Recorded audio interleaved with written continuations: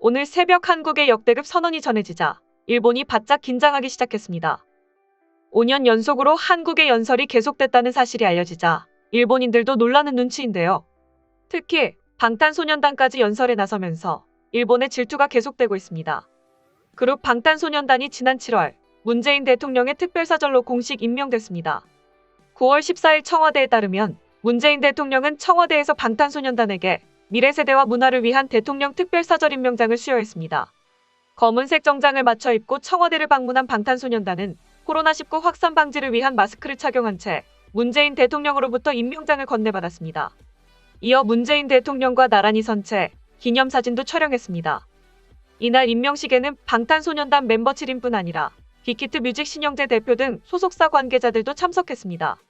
청와대는 13일 공식 홈페이지를 통해 문재인 대통령은 제76차 유엔 총회 참석과 한미유회 상호 인수식 참석을 위해 9월 19일부터 23일까지 3박 5일 일정으로 미국 뉴욕과 호놀룰루를 방문할 예정이라고 공지했습니다. 청와대에 따르면 문재인 대통령은 뉴욕 방문 기간 중 유엔 총회 기조 연설, SDG 모멘 계획 세션 연설과 인터뷰, 주요국과의 양자회담, 유엔 사무총장 면담 등 일정을 소화했습니다. 호놀룰루에서는 한국전 참전 한미유회 상호 인수식 참석과 독립유공자에 대한 훈장 추서식 등의 일정이 예정돼 있었습니다. 문재인 대통령이 21일 미국 뉴욕에서 열리는 제76차 유엔 총회에서 가진 연설은 취임 후 5번째이자 임기 내 마지막 기조 연설이었습니다. 지난 4년간의 연설에서 강조된 핵심 키워드로는 단연 한반도 평화가 꼽혔습니다. 문 대통령은 3차례의 남북 정상회담, 2차례의 북미 정상회담, 또한 남북미 정상 간 판문점 회동 등 그동안 한반도 평화의 역동적 흐름을 만들어왔습니다. 지난 4번의 유엔 총회 기조 연설에는 문 대통령의 이러한 경험과 평화에 대한 철학이 고스란히 담겼습니다. 먼저 2017년 취임 후 처음으로 참석한 제72차 유엔 총회 연설에서 문 대통령은 나 자신이 전쟁이 유린한 인권 피해자인 이산가족이라며 6.25 전쟁에 얽힌 개인사를 언급해 눈길을 끌었습니다. 이어 평화에 대한 확고한 신념을 역설하며 전쟁을 겪은 지구상 유일한 분단 국가의 대통령인 나에게 평화는 삶의 소명이자 역사적 책무라고 강조했습니다. 문 대통령은 그러면서 북한과 국제사회를 향해 우리는 북한의 붕괴를 바라지 않는다. 어떤 형태의 흡수 통일이나 인위적인 통일도 추구하지 않을 것이라며 북한이 이제라도 역사의 바른 편에 서는 결단을 내린다면 우리는 국제사회와 함께 북한을 도울 준비가 돼 있다고 손을 내밀었습니다.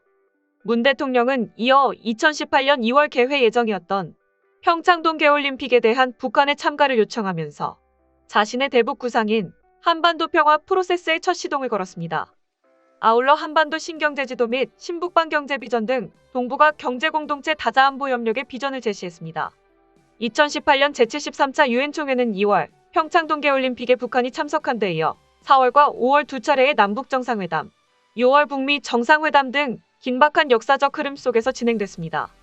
문 대통령은 유엔 총회 참석 직전 평양에서 김정은 북한 국무위원장과 만나 진행한 3차 남북정상회담에서의 평양 공동선언 등 관련 성과들을 기조 연설에서 소개했습니다. 그러면서 다시 한번 한반도의 완전한 비핵화와 항구적 평화에 대한 확고한 의지를 국제사회에 천명했습니다. 문 대통령은 한반도는 65년 동안 정전 상황이다. 전쟁 종식은 매우 절실하다. 평화체제로 가기 위해 반드시 거쳐야 할 과정이라며 앞으로 비핵화를 위한 과감한 조치들이 관련국 사이에서 실행되고 종전선언으로 이어질 것을 기대한다고 말했습니다. 종전선언은 한반도 평화 프로세스의 첫 단추입니다. 당시 2차 북미 정상회담이 논의 중이기도 했는데 문 대통령은 이에 유엔 총회를 계기로 개최된 도널드 트럼프 미국 대통령과의 한미 정상회담에서 종전선언과 관련한 구체적 논의를 이어가기도 했습니다. 아울러 문 대통령은 북한은 오랜 고립에서 스스로 벗어나 다시 세계 앞에 섰다.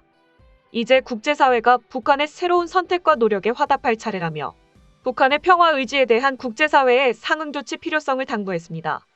그러면서 동북아 6개국과 미국이 함께하는 동아시아철도 공동체 제안에 대한 국제사회의 지지를 요청했습니다. 신종 코로나 바이러스 감염증 여파로 화상으로 치러진 지난해 제75차 유엔 총회 기조 연설에서는 코로나19 방역 협력, 자유무역 질서 강화, 기후변화 공동대응 등 코로나19 관련 메시지가 주를 이뤘습니다. 문 대통령은 다자적인 안전보장 체계를 강조하면서 북한, 중국, 일본, 몽골, 한국이 참여하는 동북아시아 방역보건 협력체를 제안했습니다. 한반도 문제와 관련해서는 북미 간 대화가 단절되고 북한의 공동연락사무소 폭파로 남북대화 역시 급속도로 얼어붙은 가운데 종전선언의 필요성이 거듭 강조됐습니다. 문 대통령은 지금도 한반도 평화는 아직 미완성 상태에 있고 희망 가득했던 변화도 중단돼 있다면서도 한국은 대화를 이어나갈 것이라며 또 한 번 국제사회의 지지와 협력을 당부했습니다. 한편 일본에서는 한국의 유엔 연설 소식을 접하자 심각한 반응을 보였습니다. 혐한 발언을 내뱉는 한편 한국을 적으로 만들고 있는 상황에서 그들이 세력을 넓히는 순간 우리에게 불리하다. 더 치밀하게 움직일 필요가 있다. 어떻게 5년 동안 문 대통령은 연설에 참가할 수 있는 거지? 일본과 관련된 역사적 발언이 있으면 끝장이다. 죽도와 위안부 문제에서 현저히 불리해진다와 같은 반응을 보이기도 했습니다. 한편 BTS 참석과 관련해서도 일본 내에서 말이 많았는데요. 다음은 해당 소식을 접한 일본 네티즌들의 반응입니다. 국제연합은 이제 그 존재의 의의를 찾을 수 없는 기구가 되어버렸습니다. 한국의 아이돌 그룹 BTS에게 연설하게 한다는 의미는 먼저 이해가 안 된다. 한국 자체는 이러한 퍼포먼스는 다른 나라에 어떻게 비치고 있을까 생각하고 있지 않는군. 국제연합이 조직으로서 이제 연예 기획사가 되어 내려갔다는 얘기가 됩니다. 유엔의 회의장에서 퍼포먼스라 이제 유엔의 존재감은 없는 거나 마찬가지죠. 2년 전이었나. 전에도 이 그룹은 유엔에서 연설했었지. 그때도 굉장히 부자연스러운 얘기들이었다. 저쪽은 그것을 최대한의 선전에 사용하고 있었다. 미래 세대와 문화를 위한 대통령 특별사절입니까? 다음 대통령이 이들을 파면하지 않기를 빈다. 유엔이 라이브 장소가 되어버렸을 뿐이네. 세계 최고 의회의 위험이고 뭐고 없어지고 말았다. 유엔과 IOC는 해체해 새 조직을 만드는 것이 좋다. 유엔이 그런 조직이었나. 권위가 땅에 떨어지네. 반일 교육도 받고 죽도 얘기하면 열화처럼 물고 늘어지잖아요. 국제연합총회의 반일 군단을 사용하다니 일본을 깔보기 시작했다는 건가. 긴장해야겠는걸. 유엔은 이제 끝장이군. 이런 연예인을 출석시키다니. 유엔에서 퍼포먼스 BTS는 좋아하긴 하지만 위화감이 가득한데 문 씨는 BTS의 도움을 그만 받았으면 좋겠다. 연설에 대한 자세한 내용은 나중에 천천히 보겠다. 개방적인 야외에서의 퍼포먼스가 멋있었어. 정치인도 아닌데 한국의 퍼포먼스를 왜 유엔 총회에서 하냐. 베트남에 사과하는 게 먼저죠. 뒤에서 지켜보고 있는 멤버들이 모두 우리 리더가 대박이지 하면서 자랑스러웠어요. 이번에도 분명 그럴 거예요. 정치 운운하지 말고 젊은이 대표로서 스피치 열심히 해주셨으면 합니다. 보고 나서 전문도 읽었는데 내용물이 전혀 없는 그냥 프로모션이었어. 유엔 오피셜 영상에서는 동시통역으로 그들 자신의 목소리가 거의 들리지 않았던 것이 유감입니다. 스피치랑 퍼포먼스 봤어요. BTS는 긴장한 듯 했지만 당당해졌네요. 문보다 낫다.